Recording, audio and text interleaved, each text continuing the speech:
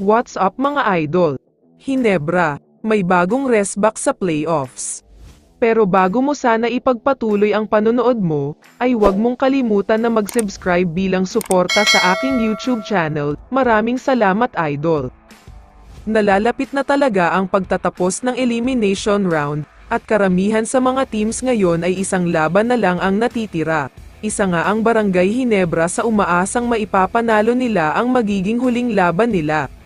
Alam naman kasi natin na kapag nanalo sila sa last game nila kontra sa NLEX Road Warriors, sobrang malaki talaga ang chance na makakapasok sila sa top 4, pero kapag natalo sila ay mukhang mapupunta sila sa bottom 4.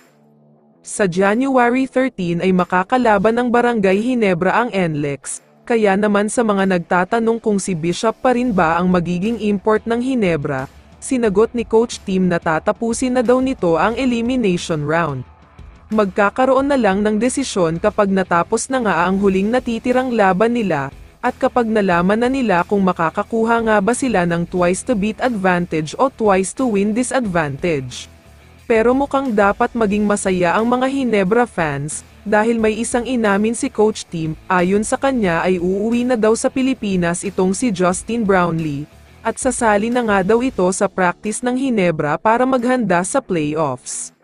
Pero tulad na nga ng sabi niya, wala pang kasiguraduhan at hindi pa magkakaroon ng final na announcement kung sino nga ba ang magiging import ng Hinebra hanggat hindi pa daw nagsisimula ang playoffs. Siguradong maraming magtatanong kung ano nga ba ang dahilan kung bakit pa babalik sa Pilipinas si JB tapos ay sasali pa sa practice, kung hindi naman pala siguradong kukunin siyang import kapag playoffs time na.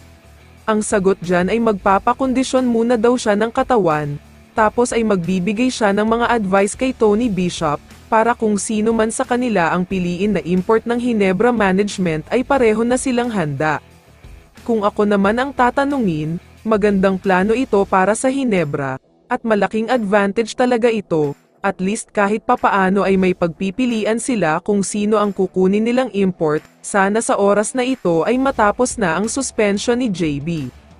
Pero kung sakaling si Bishop pa rin naman ang kukuning import ng Hinebra, okay pa rin naman dahil kahit papaano ay nakabuo na siya ng chemistry kasama ang mga kakampi niya kaya good choice pa rin talaga siya.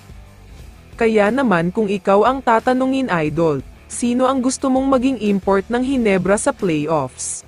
I-comment mo naman ang sagot mo sa tanong na ito. So dito na nagtatapos ang video na ito. Maraming salamat sa pagsuporta at panonood mga idol. Ingat at bye-bye.